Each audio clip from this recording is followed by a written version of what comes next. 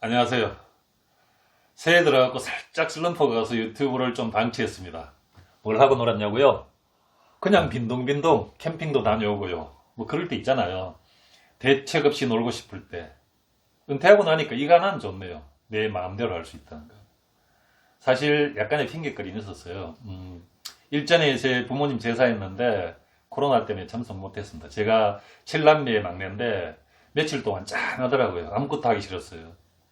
그리고 또 하나는 제가 많은 신세를 졌고 제가 평소에 굉장히 존경하는 분이 돌아가셨습니다.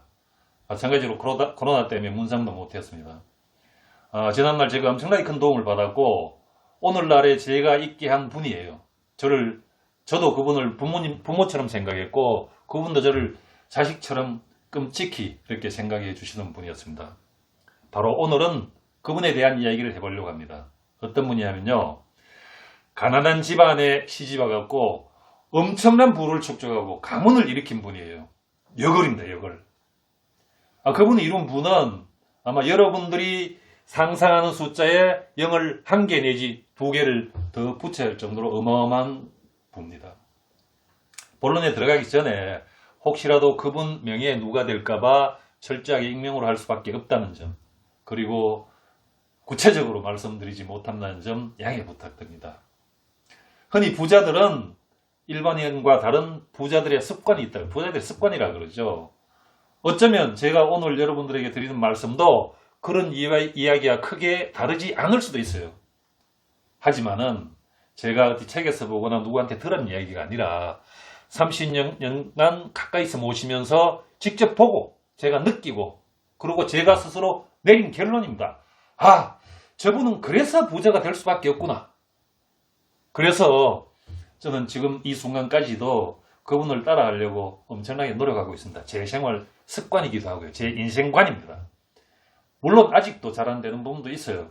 하지만 제 인생이 있어갖고 엄청나게 큰 영향을 미친 건 사실입니다. 그래서 오늘은 부자가 되기를 바라는 후배분들에게 그 이야기를 지금부터 들려주려고 합니다. 미리 말씀드릴 것은 그분은 자수성가한 분입니다. 제가 이렇게 겪어보니까요. 자수성가한 분하고 벼락부자나 부자 이시하고는 전혀 다른 행태를 보입니다. 이 점을 머리에 새기면서 들어주시면 고맙겠습니다. 그분이 저에게 준 깨우침은 크게 나누면 세 가지로 나눠볼 수 있는데 그 첫 번째가 가장 중요한 겁니다. 바로 부자는 푼돈을 아낀다는 겁니다. 그분은요. 점심 먹으러 가도 허름한 재래시장 주변에 허름한 국밥집에 가요. 점심값 2, 3천 원을 아껴요. 어떤 때는 제가 모시고 접대하러 가는데 제가 무한해질 정도로요. 그리고 가끔은 도시락이나 군것질거리로 때우는 경우도 많아요. 여러분, 부자들이 푼돈을 아낀다는 말의 의미가 뭘까요? 그 의미는 바로 그분들이 과거에 한때 언젠가는 엄청나게 배가 고팠다는 이야기죠. 그리고 그렇게 허리끈을 졸라매고 절약해갖고 종잣돈을 모았다는 이야기입니다. 사실 이까지는 누구나 다 알아요. 부자들이 푼돈을 아끼는 이유는. 근데요, 여러분. 가난한 사람이 허리끈 졸라매고 푼돈을 꼬박꼬박 저축하면 부자가 될까요? 어렵겠죠, 그죠? 밥을 굶지 않을 정도는 될 겁니다. 하지만은 절약만으로 절대로 큰 부자 재벌은 못 됩니다. 푼돈을 아낀다는 이야기는 목돈을 지를 줄 안다는 이야기죠. 부자들이 푼돈을 아끼면서 절약이 몸에 배이면 어떻게 해서 생활비가 적게 들잖아요. 그럼 먹고 사는 걱정을 안 하게 되죠. 당장 먹고 사는 걱정이 없어지니까 목돈을 투자해서 날리면 어떡하는 두려움이 없어지죠. 그래서 부자들이 푼돈을 아끼면서 목돈을 지을 수 있는 거죠. 그리고 길게 보고 투자할 수 있는 거죠. 또 하나는 작은 이익이나 작은 수익에 일비하지 않고 계속적으로 자기 소신대로 주관대로 밀고 나갈 수 있는 끈기가 거기서 생긴다는 겁니다. 그런데 저를 포함한 우리는 어땠나요? 푼돈 막 썼죠. 근데 조금 있는 돈 목돈 이거 날리면 인생 조진다고 꽉 움켜쥐고 바들바들 떨잖아요. 그 이유는 뻔하죠. 푼돈을 팍팍 쓰면서 맨날 먹고 사는 걱정만 하니까 지금의 내 모습으로 미래를 보니까 그걸 지를 용기가 생기겠습니까? 사는데 지장 생기는데. 그리고 어쩌다 투자했고 약간 이익 생기면 어떡합니까? 조금 이익 났다고 조화가 잔치부터 하잖아요. 야, 막 땅 샀다가 조금 이익 나면 팔아가 이거 뭐하고 이 생각부터 하잖아요. 그게 부자들과 가난한 사람들의 차이점이라는 이야기입니다. 부자들의 두 번째 깨우침은 그분은 끊임없이 공부를 한다는 겁니다. 공부라고 해서 뭐 누구처럼 뭐 학위 딸라고 가짜 논문 쓰고 이게 아니라 매사를 배운다는 자세로 겸손하게 임합니다. 그리고 그럼 배울 수 있는 자리에 자주 가요. 한 번은요, 오래된 한 20년도 넘은 이야기입니다. 저를 부르더니 펀드하고 주식에 대해서 물어봤어요. 당시에는 펀드 막 광풍이 불 때였거든요. 평생 주식이라고는 투자해 본 적이 없는 분이 굳이 돈이 너무 많아서 주식에 투자할 필요도 없는 분이 주식에 관심을 보이더라고요.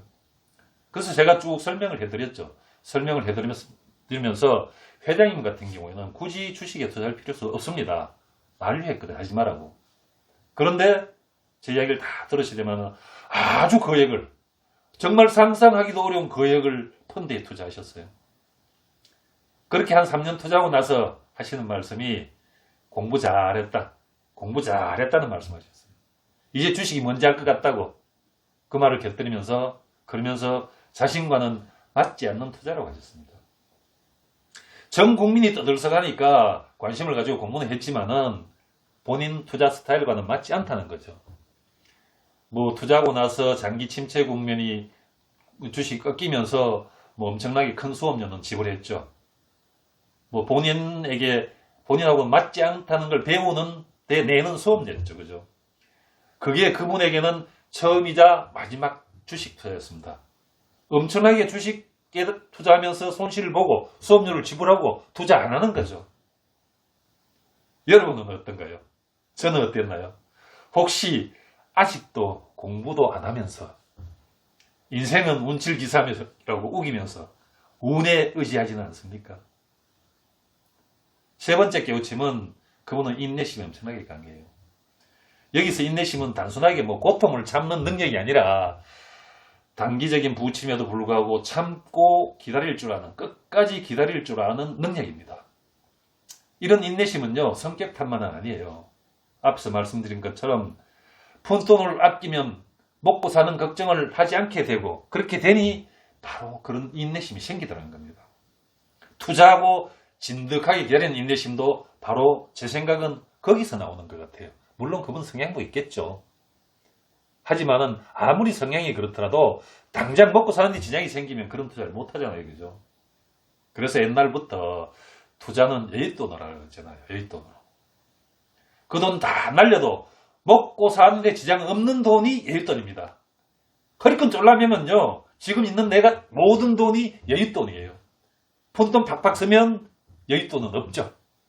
저는 부자들의 인내심도 푼돈을 아끼는 정신에서 나온다고 생각합니다. 제가 정말 놀랐던 거는요. 어느 날 20년 전쯤의 이야기죠. 어느 날 땅을 팔았다 그래요. 엄청나게 큰 땅. 몇만 평이었어요. 평당 300 정도 받았다 그럽니다. 그러면서 하시는 말씀이 그 땅 과거에 4,000원 주고 샀대요. 아마 한 40년 이상은 보유했던 땅이죠. 대충 거슬러 올라갔고 40년 전에 그분의 연세를 생각해 보면 그 당시에는 그분도 여유가 그렇게 많지 않은 때였어요. 배가 그렇게 썩 부를 때는 아니었어요. 그럼에도 불구하고 40년 이상 기다린 거죠. 여러분 어때요? 이 인내심 무섭지 않나요? 이게 바로 부자들의 인내심입니다. 아마 우리 같으면 10번도 더 넘게 팔고 사고 했을 거예요. 저도 그분 만나고 많이 변했어요. 물론 푼돈을 아끼는 건 아직도 잘 안 돼요. 그러나 노력은 합니다. 그리고 뭐든지 배우려고 노력하고 투자도 진득하게 기다릴 줄 아는 투자를 해요. 저도 8년 전에 산 주식 아직 보유하고 있고 땅을 제주도에 조그만 땅을 샀는데 한 5년도 되기 전에 5년도 안 됐어요. 5배 준다고 5배. 안 팔았어요. 물론 갖고 있으면 더 오를 것 같아서 안 판 게 아니라 여윳돈으로 샀는데 당장 돈이 필요 없는데 굳이 팔 필요가 없잖아요. 그래서 아직도 보유하고 있습니다. 그분은 오늘의 제가 있게 해준 엄청나게 고마운 분입니다. 그래서 이렇게나마 그분의 삶의 일부분을 제 입으로 자랑하게 되어서 영광스럽게 생각하고요. 그분 문상도 못 드렸는데 부디 그 좋은 데 가시고, 그래서 그분의 명복을 이 자리를 빌어서 명복을 빌까 합니다. 마지막으로 정리 들어갑니다. 부자와 가난한 사람의 차이점. 첫째, 부자들은 푼돈을 아끼고 가난한 사람은 목돈을 아끼더라. 둘째, 부자들은 공부를 많이 한다. 반면에 가난한 사람들은 공부보다는 운에 더 의지한다. 셋째, 부자들은 인내심이 많다. 그래서 진득하게 장기적으로 투자한다. 반면에 가난한 사람들은 단기적으로 작은 손익에도 일희 하면서 파티부터 먼저 하더라.